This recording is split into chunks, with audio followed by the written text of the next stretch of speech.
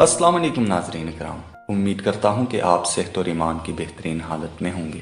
حضور اقدس صلی اللہ علیہ وسلم کا ارشاد پاک ہے کہ جب کسی شخص کی امارت کی بیعت کر لی جائے تو اس کے بعد کسی دوسرے شخص کو یہ حق حاصل نہیں کہ وہ لوگوں کو اپنی خلافت کی دعوت دے۔ صحیح مسلم میں ایسے شخص کے بارے میں آپ صلی اللہ علیہ وسلم نے بہت سخت الفاظ استعمال فرمائے ہیں۔ یزید کے زمانے میں موجود صحابہ اکرام کے سامنے نبی کریم صلی اللہ علیہ وسلم کے یہی مقدس ارشادات تھے۔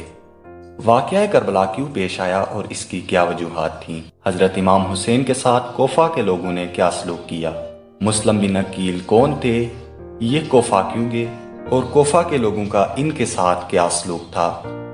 وہ کون سے اصحاب اکرام تھے جنہوں نے یزید کی بیعت کرنے سے انکار کیا تھا؟ حضرت امام حسین کی کوفہ والوں سے جنگ کے وقت فوج کی تعداد کتنی تھی؟ حضرت امام حسین نے اہل کوفہ سے جو خطاب کیا تھا اس میں آپ نے کیا فرمایا؟ اور ہم جانیں گے کہ اہل کوفہ کی فوج کی قیادت کون کر رہا تھا۔ ہسٹری اینڈ بایوگرافی میں ایک بار پھر سے خوش آمدید۔ ان تمام سوالوں کے جواب کے لیے جڑے رہیے ہمارے ساتھ، ویڈیو کو پورا دیکھیں۔ ہماری آپ سے ایک درخواست ہے کہ ویڈیو کو لائک اور چینل کو سبسکرائب کر دیں۔ حضرت امیر معاویہ کے بعد سارا عالم اسلام یزید کی بیعت پر متفق ہو چکا تھا۔ ان کو یہ علم تھا کہ یزید کے والد حضرت امیر معاویہ 20 سال تک شام اور 20 سال تک سارے عالم اسلام پر حکومت کر چکے تھے۔ حضرت امیر معاویہ نے اپنے بیٹے یزید کو اپنا ولی عہد بنایا اور لوگوں کو اس کی بیعت کرنے پر مجبور کیا۔ عراق اور شام ان کے حکم کے سامنے جھک گئے، لیکن مکہ اور مدینہ کے لوگوں نے مخالفت کی کیونکہ یہ اسلامی قانون کے خلاف تھا۔ ایسا پہلے کبھی نہیں ہوا تھا، نہ خود حضور اکرم صلی اللہ علیہ وسلم نے ایسا کیا اور نہ ہی ان کے خلفاء نے۔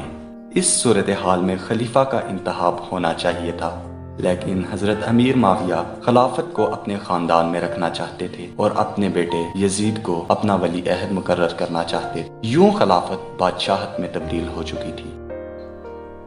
جب سب لوگوں نے بیعت کر لی تو 3 لوگ ایسے تھے جنہوں نے بیعت نہ کی۔ ان میں ابن زبیر، عبداللہ بن عمر اور حضرت امام حسین شامل تھے۔ خلافت ختم ہو چکی تھی اور خلافت وراثت بن گئی تھی۔ یزید ایک عیش پرست نوجوان تھا۔ لوگوں کے وہم و گمان میں بھی نہ تھا کہ اس جیسا شخص بھی ایک دن خلیفۃ المسلمین بن جائے گا۔ سب سے پہلا کام جو یزید نے کیا تھا وہ یہ تھا کہ ہر کسی سے اپنی خلافت کی بیعت لی۔ وہ جانتا تھا کہ حضرت امام حسین، عبداللہ بن عمر اور ابن زبیر نے ابھی تک بیعت نہ کی تھی، اس لیے اس نے مدینہ کے گورنر ولید کو خط لکھا۔ مردان بن حکم جو گورنر ولید کے پیش رو تھے، اس نے انہیں مشورہ دیا کہ تینوں قصورواروں کو بلا کر انہیں سختی سے خلیفہ کی اطاعت پر مجبور کیا جائے۔ اس کے بعد ہوا یوں کہ ابن زبیر راتوں رات ایک غیر معروف راستے سے مکہ روانہ ہو گئے۔ ان کا تعاقب کیا گیا مگر کہیں پتہ نہ چلا۔ اگلے دن حضرت امام حسین بھی اپنے اہل و عیال سمیت مدینہ سے چلے گئے۔ حضرت امام حسین نے کوفہ جانے کا ارادہ کیا۔ اہل کوفہ کی حمایت کے وعدے سچ معلوم ہوئے، لیکن آپ کے دوستوں اور رشتہ داروں نے اس کی مخالفت کی۔ وہ ان کو اس ارادے سے باز رکھنا چاہتے تھے۔ انہوں نے آپ کو مشورہ دیا کہ وہ ہرگز کوفہ والوں کا اعتبار نہ کریں جو اپنی غیر مستقل مزاجی اور بددیانتی کی وجہ سے مشہور تھے۔ یہ وہ لوگ تھے جو آپ کے والد حضرت علی اور آپ کے بڑے بھائی حضرت حسن سے غداری کے مرتکب ہو چکے تھے۔ اس لیے فیصلہ یہ کیا گیا کہ پہلے کسی اور شخص کو کوفہ بھیجا جائے جو وہاں جا کر صورتحال کا جائزہ لے اور صحیح اندازہ لگنے کے بعد اس کے مطابق اطلاع دے۔ حضرت امام حسین نے اس کام کے لیے اپنے چچا زاد بھائی مسلم بن عقیل کو منتخب کیا۔ مسلم بن عقیل نے کوفہ پہنچ کر اپنے ایک دوست کے گھر پر قیام کیا۔ ان کی آمد کی خبر سن کر اہل کوفہ جوک در جوک جمع ہونے لگے اور انہوں نے اپنی مکمل وفاداری کا یقین دلایا۔ وہ حضرت امام حسین کے لیے اپنی جانیں تک قربان کرنے کو تیار تھے۔ انہوں نے رو رو کر مسلم کے ہاتھوں کو چوما اور حسین ابن علی کی حمایت کا عہد کیا۔ تھوڑے ہی دنوں میں تقریباً 20,000 کوفیوں نے بیعت کر لی۔ مسلم بن عقیل جانساری کا ایسا شاندار مظاہرہ دیکھ کر بہت خوش ہوئے۔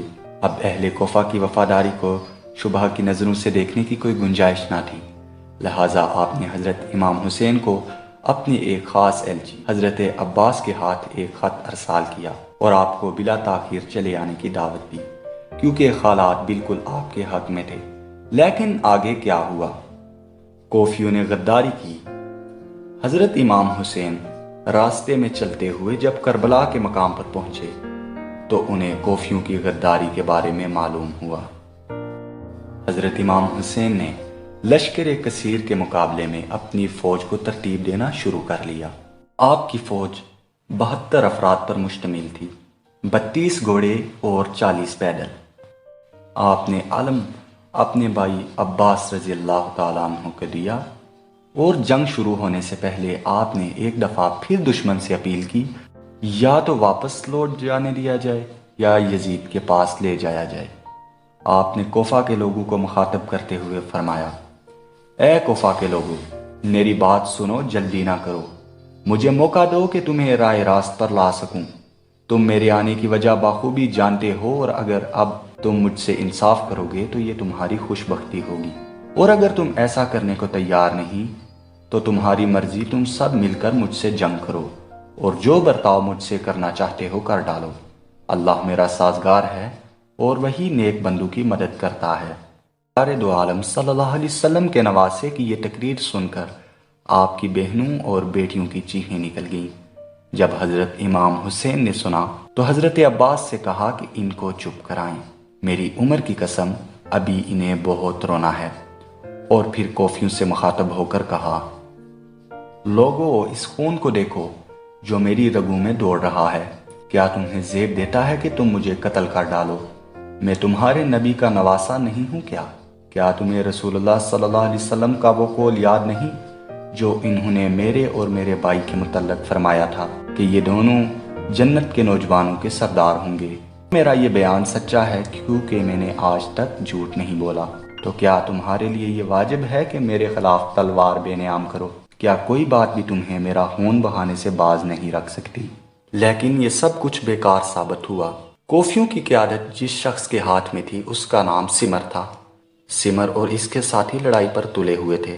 انہوں نے حضرت امام حسین کی یہ پیشکش بھی رد کر دی کہ وہ انہیں یزید کے پاس لے چلے، کیونکہ انہیں یقین تھا کہ یزید ان کی تعظیم و تکریم میں کوئی کسر نہ اٹھا رکھے گا، اور اس طرح رسول اللہ صلی اللہ علیہ وسلم کے نواسے کو زیر کرنے کا موقع انہیں پھر کبھی حاصل نہ ہوگا۔ ادھر سمر اپنے سواروں کو لے کر ان کے قریب آیا اور انہیں حملہ کرنے کا حکم دیا۔ حضرت حسین نے سختی سے مقابلہ کیا اور انہیں پسپا کر دیا، لیکن وہ پھر آئے اور ان کا محاصرہ کر لیا۔ ایک شخص نے آپ کے سر پر تلوار کا وار کیا، لیکن آپ نے اس پر امامہ باندھ لیا۔ آپ کے چھوٹے بھتیجے عبداللہ بن حسن نے خیمہ کے اندر سے دیکھا اور ایک لڑکی لے کر اپنے چچا کی مدد کے لیے باہر آئے۔ اب کعب نے حضرت حسین پر تلوار کا ایک وار کیا تو بچہ چلایا، کیا تو میرے چچا کو قتل کرنے کی کوشش کرے گا؟ یہ سن کر ابن کعب نے بچے پر تلوار چلا ڈالی۔